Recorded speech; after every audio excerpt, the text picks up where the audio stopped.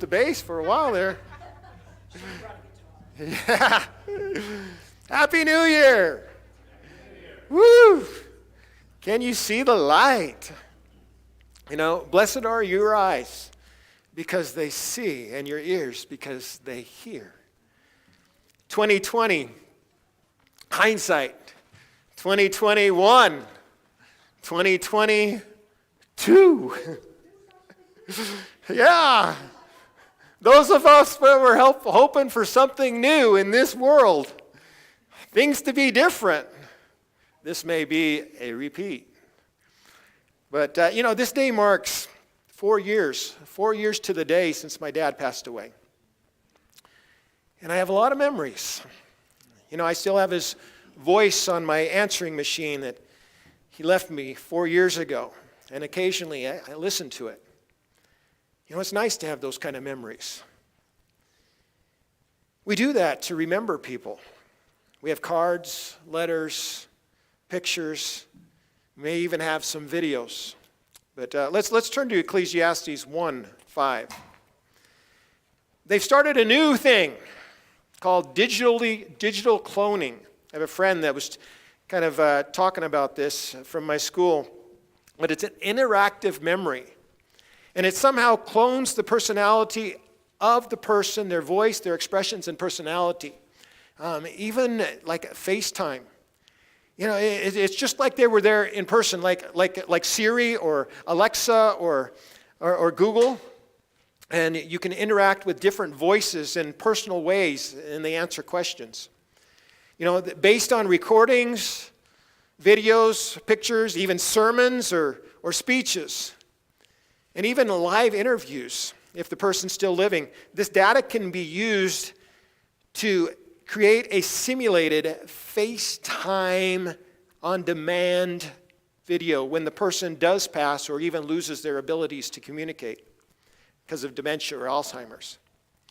It could be an app on the phone, that will answer with my dad's voice and his store of wisdom and wit. But think about the people you're leaving behind. Technology will be able to immortalize our memories, personalities, quirks in a way that will be accessible to future generations.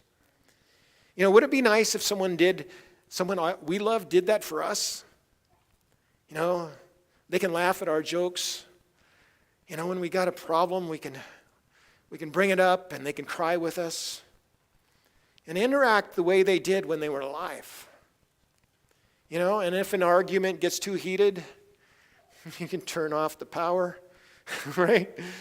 But are any of you weirded out by this? How technology is actively trying to digitally clone professors like Einstein to be able to teach and tutor. They might come at a high price, maybe singers, actors, or even preachers. Can you imagine Billy Graham, right? Instead of saying, "Hey Siri, hey Billy, what do you think about this?"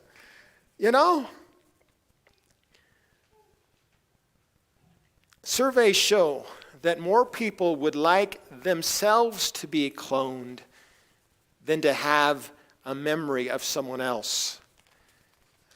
It'd be kind of fake.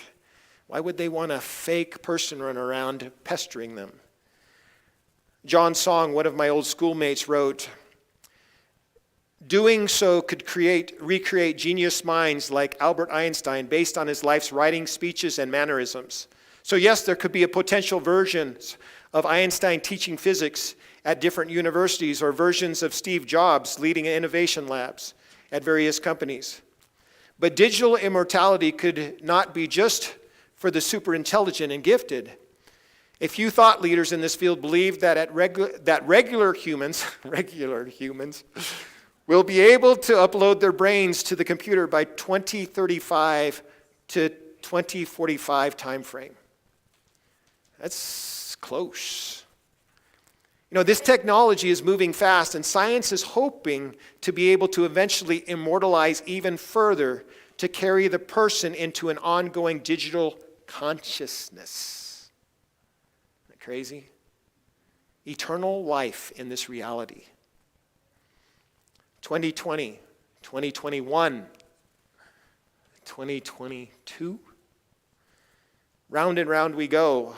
You know, people have been chasing the fountain of youth and immortality for as long as time. The whisper of the snake, you will be like God. The lie hasn't changed. One day this reality will pass away with all its digital technology, no matter what man has done. And it is a fallen world with a beginning and an end. It's going to be rolled up like an old garment. The glory of man is like the flower of the field. The flowers fade. The grass withers. But this word will last forever. And this isn't digital technology. This is God's promise to you as he reaches into our existence with his wonderful dimension that we can't even perceive or fathom. In Ecclesiastes 1:5, the sun rises and the sun sets and hurries back to where it rises. The wind blows to the south and turns to the north, and round it goes, ever returning on its course. All streams flow into the sea, yet the sea is never full. To the place the streams come from, there they return again. All things are wearisome, more than one can say. The eye never has enough seeing. The ear is full of never, nor the ear, it's full of hearing. What has been will be again. What has been done will be done again. There is nothing new under the sun. Is there anything of which one can say, look, this is something new? It was here already long ago. It was here before our time. There is no remembrance of men of old, and even those who are yet to come will not be remembered by those who follow. Please, let's turn to Lamentations 3. You know, Ecclesiastes was written mainly from this perspective of this life only. This reality under the sun. You know, what is the purpose of life in this temporary existence, this temporary state, if this state is all there is? There's nothing new. There's nothing new. It's repetitive. You know, they used to call me Pete and repeat. This reality is limited, circular, and a chasing after the wind. You know, if we have put our hope in Christ only for this life, we are to be pitied more than all men. You know, the thought came to my mind this week. You can take a break from studying and writing up new sermon and dig up an old one. You can do a whole series of sermons, right? Man, I got 20 years, a bank of sermon that I could use from, you know. And truthfully, sometimes somebody will ask me, well, what do you preach on last Sunday? And it'll be Monday, and I go, you know. And I'm thinking, well, I preached it. What are you guys remembering, right? I go, you know, so I think I could get away with it. I could probably preach the same sermon 3 days in a row. But, you know, Pete and repeat again. But sometimes, and then I start to read the passage, Matthew 2. And I look at this word and I says, this isn't of this world. This isn't from under the sun. This is eternal. And it jumps out of the page again and again. Something new, right? New every morning. It's fresh, it's eternal. It pounces on my life and gives hope. You know, under the sun, life may be repetitive. 2020, 2021, 2022 also. But this word is eternal. It's living and active, and it's a means to die to this temporary reality and be transformed to through the eternal word, right? Somehow, God's got it all set out in his promises that our consciences, conscious lives will be continued through this eternal word and his promises. In an unfathomable way. You know, this is light years ahead of our technology this day. Light years ahead of 2035 to 45. Light years ahead of when maybe someday science figures out how to get our existence extended into the digital realm. Because this is eternal. And no matter what science and everything does, it's going to be wrapped up someday. It's going to come to an end. You know, looking at the promises in this word, who would want to continue holding on to the temporary? You know, even today, it takes the worst case scenario out of Lamentations 3, and this word lifts our hearts and souls to another dimension. You know, Jeremiah certainly didn't put his hope in this life. And I think of Jeremiah as the Paul of the Old Testament. He went about and he kept being faithful to God. And, you know, here we are in Lamentations 3:1. I am the man who has seen affliction by the rod of his wrath. He has driven me away and made me walk in darkness rather than light. Indeed, he has turned his hand against me again and again all day long. He has made my skin and my flesh grow old and has broken my bones. He has besieged me and surrounded me with bitterness and hardship. He has made me dwell in darkness like those long dead. He has walled me in so I cannot escape. He has weighed me down with chains. Even when I call or out or cry for help, he shuts out my prayer. He has barred my way with blocks of stone. He has made my paths crooked. Like a bear lying in wait, like a lion hiding, he dragged me from the path and mangled me and left me without help. He drew his bow and made me the target of his arrows. He pierced my heart with arrows from his quiver. I became the laughingstock of all my people. They mock me in song all day long. He has filled me with bitter herbs and sated me with gall. I'm going to stop there, but I remember when I was butchering, and every once in a while, I'd accidentally cut a gallbladder and it explode, and some of it landed in my mouth. And I tell you what, you can't get that taste out of your mouth. It's bitter. It's nasty. It just doesn't wash out. And this is what Jeremiah was satisfied with. This is a lot like the passage that we read from Paul a few weeks ago, you know, and Paul says, you know, I'm the scum of the earth. And then after he says all the stuff, you know, all the stuff that he's gone through, he says, imitate me. Jeremiah, as we read all this, I'm thinking, I'm hearing Paul's voice, like, imitate me. This is all that this life promises, really. We're going to grow old. Our bones are going to, our skin, everything's going to grow old. And think about the pain and the suffering and the relationships that the promises of the Son have. It's all going to end someday. So Paul says, imitate me. Jeremiah is like Paul of the Old Testament. Everyone has deserted me, Paul says one time. And I know what it's like to have plenty, and I know what it's like to be in want. And in every situation, I've learned to be content, satisfied with gall. It is unimaginable in our wealth, health, and pleasure-driven world. That is almost like counting it all joy when all trials and persecutions come, right? It's backwards. But the things, the compliments, the wealth, and the pleasures of this life do not satisfy. They're a chasing after the wind. Jeremiah is satisfied with gall. In verse 16, he continues, he's broken my teeth with gravel.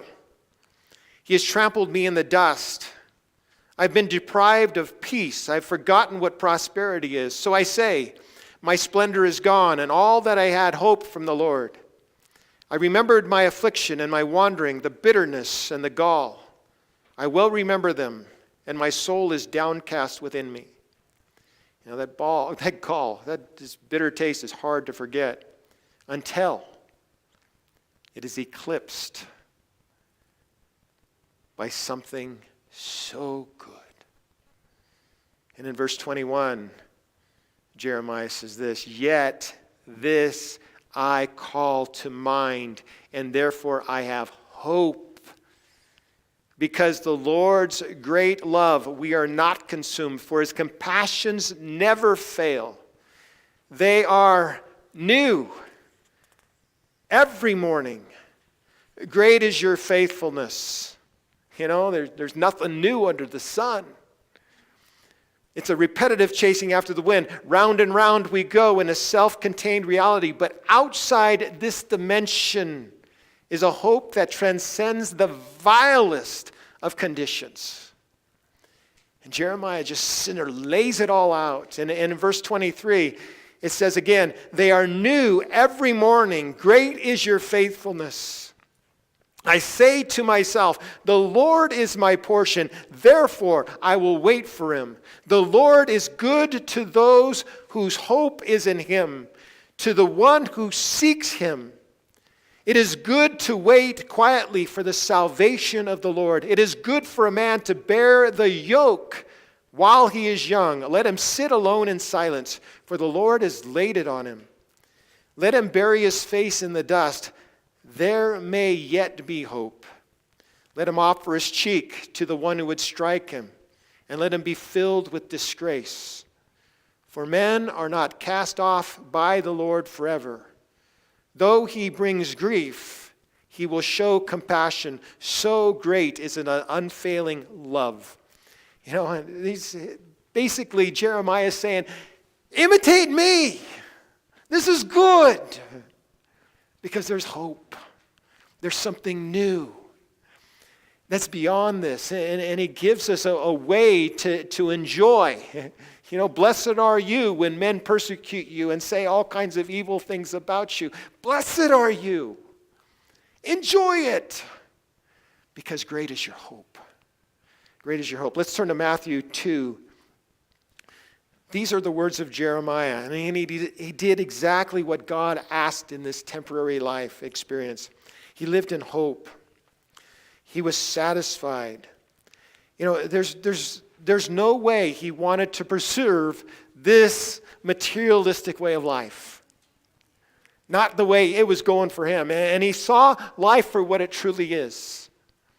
And he waited it out for God's compassion and unfailing love. You know, as we contemplate the trends of this world, it is just a repeat. The devil is still scheming with his crafty deception.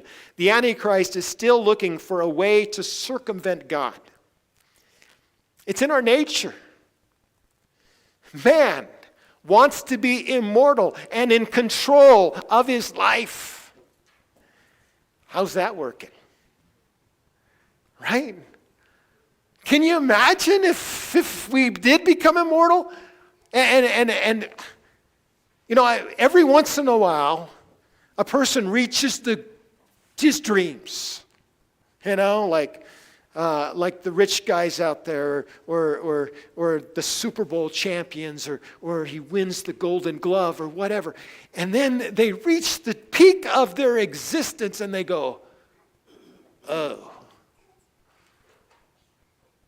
This is so depressing."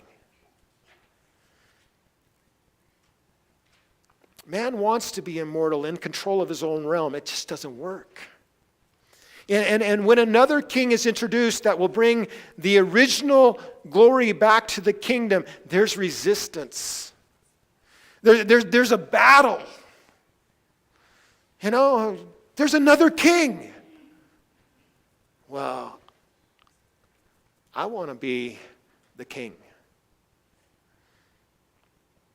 Man doesn't want to give up his fleshly kingdom to live under an eternal kingdom. Man does not want to give up his quest for satisfaction in the flesh. It's a cistern that runs dry. It's a water that doesn't quench. The Lord is good to those. In verse 25 he said in Jeremiah, the Lord, or Lamentations, the Lord is good to those whose hope is in him, to the one who seeks him. Jeremiah also said earlier or later in his book Jeremiah, he says, you've committed two sins. You've forsaken the fountain of living water, and you've dug cisterns, broken cisterns that can't hold water. And so he's bringing us back. He's bringing us back to what is good. What is faithful? What is eternal? You know, and as we look at Herod in this next passage, he's not alone in how he reacts to the prospect of the new king being born in his realm. Herod's not doing anything new. And his actions continue to cycle as this crafty devil continues to whisper his lie. You will be like gods. Christ is born in Bethlehem. And last week we looked at Jesus fulfilling the law in the temple with the poverty offering 2 pigeons. You know, Mary and Joseph. This is one reason why, you know, I believe that the Magi came afterwards. They weren't at the manger scene is because of the poverty. If they would have received the frankincense, the gold, and the myrrh, then they would have been able to afford a lamb. But the Magi, another reason I believe the Magi came later as well is that Mary and Joseph were prepared for them. Because as Simeon is having this baby Jesus in his arms and he's blessing him, and he says, you will be a light to the Gentiles.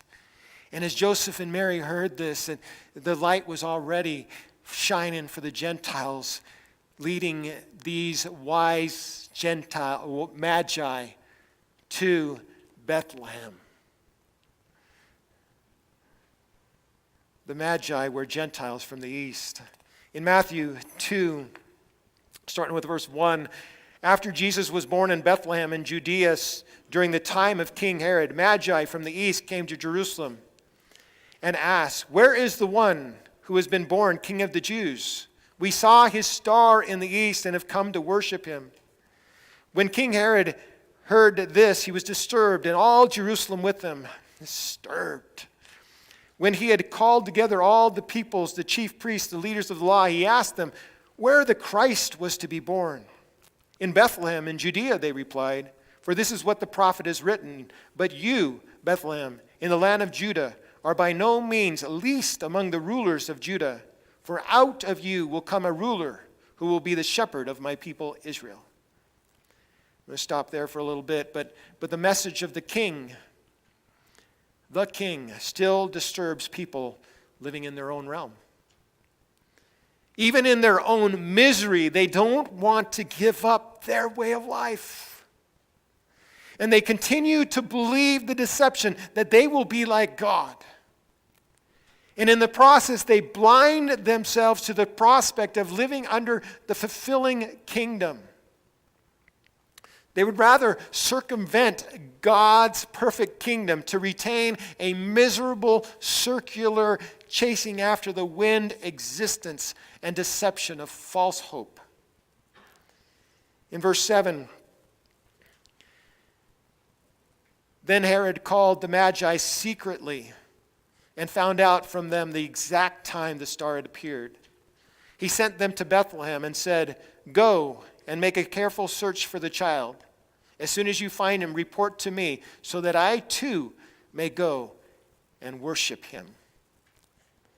After they had heard the king, they went on their way, and the star they had seen in the east went ahead of them until it stopped over the place where the child was. And when they saw the star, they were overjoyed. On coming to the house, they saw the child with his mother Mary, and they bowed down and worshipped him. Then they opened their treasures and presented him with gifts of gold and of incense and of myrrh. You know, if you also noticed here, they didn't arrive at a stable. Mary and Joseph were living in a house by the time the Magi came, and they worshiped Jesus there. Again, verse 11, on coming to the house, they saw the child with his mother Mary, and they bowed down and worshipped him.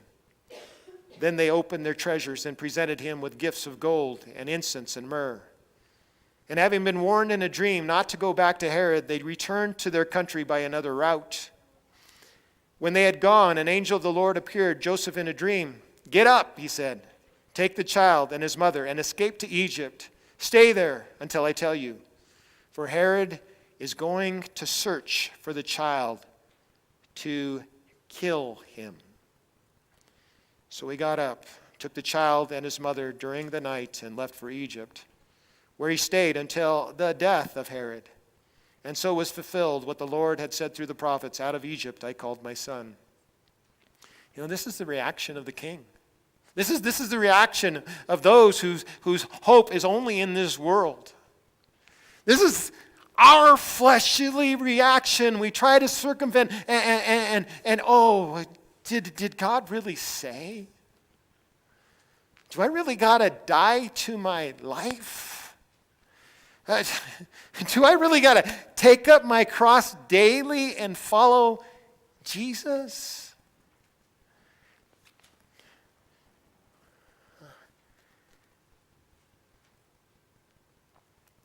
One thing that we do read here is that Herod's attempts at all trying to preserve his life and his kingdom, then Herod died.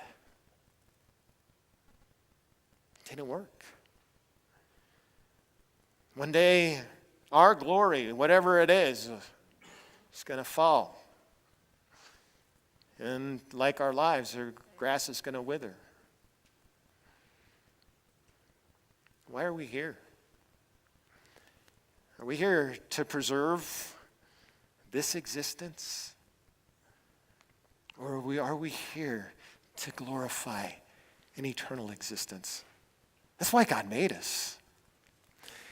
And it's almost laughable that we're here to serve and glorify this. And think it's going to last. When we can serve and glorify the creator of this universe. And the thing is, we were talking a little bit about that virtual us, that existence. We have a real God. And some people ask me, did you ever hear God's voice? And I says, every time I read this out loud, yeah, I hear it. It's true. He's alive.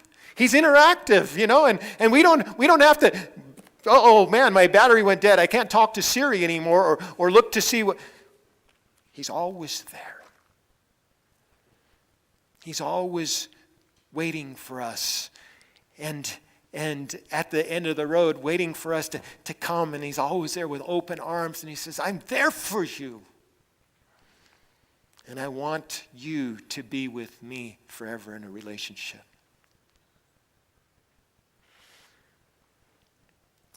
This is the reaction to the king. The wise men seek him and follow the light to where he is and worship him.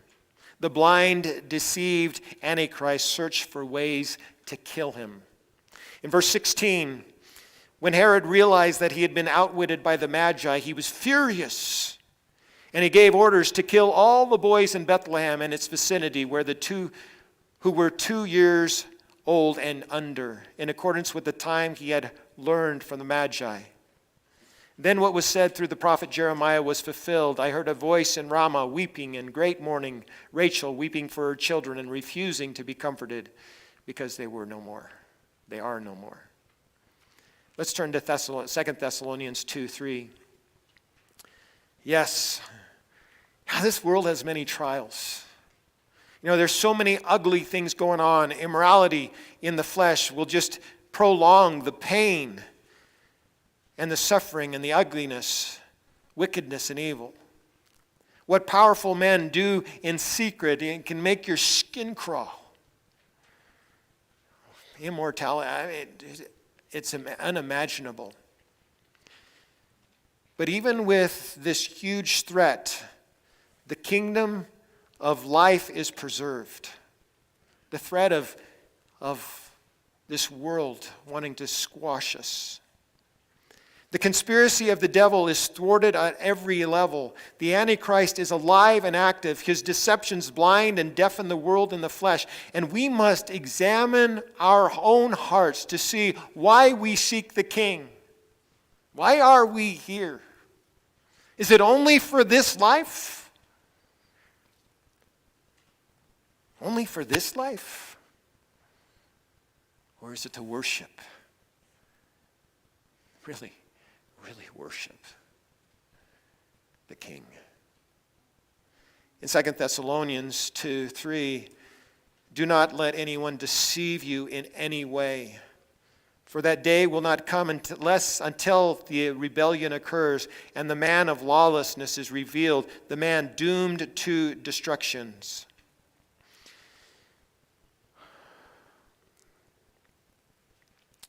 He will oppose and will exalt himself over everything that is called God or is worshipped, so that he sets himself in God's temple, proclaiming himself to be God. I just want to say something there real quick. The temple. Where's the temple? What does that temple represent? Our lives. And as we read this, he will oppose, okay, this is the Antichrist, the spirit of the Antichrist. He will oppose and he will exalt himself over everything that is called God or is worshipped, so that he sets himself up in God's temple, proclaiming himself to be God. That's the spirit of the Antichrist. That's the old way, the circular way. In verse 5 it says, don't you remember that when I was with you, I used to tell you these things, and now you know what is holding him back, so that he may be revealed at the proper time, so that the secret power of lawlessness is already at work, but the one who holds it back will continue to do so until he is taken out of the way. And then the lawless one will be revealed, whom the Lord Jesus will overthrow with the breath of his mouth and destroy by the splendor of his coming. The coming of the lawless one will be in accordance with the work of Satan, displayed with all kinds of counterfeit miracles, signs, and wonders, and in every sort of evil that deceives those who are perishing. They perish because they've refused to love the truth and be saved. You know, and when we look at this world, all the advances in technology, science, and stuff like that, and it's wonderful. But don't let that deception con you into thinking that this is it. In verse 11, for this reason God sends them a powerful delusion so that they will believe the lie, and so that all will be condemned who have not believed the truth but have delighted in wickedness.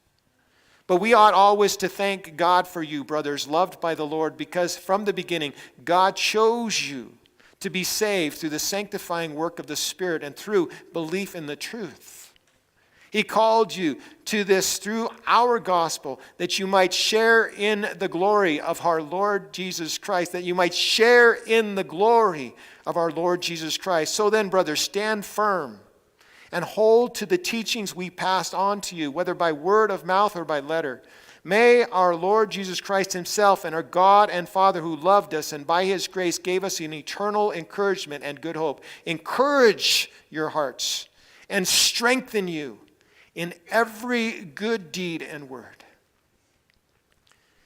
The King, who has it all, is a ranting, suspicious, unsatisfied, and eventually found deaf. The King that emptied himself of everything. Though he saw himself in the very nature of God, he emptied himself. He's worshipped, and he went through death to life. We need to seek this King for that eternal encouragement and good hope through dying to our kingdom. Let's pray. Lord God, we just come to you today, and Lord, even in your word. The story of the wise men and of Herod, we see how you are the light. And Lord, may we seek you where you may be found. May we empty ourselves of ourselves to be filled with you. Lord, we ask this in Jesus' name.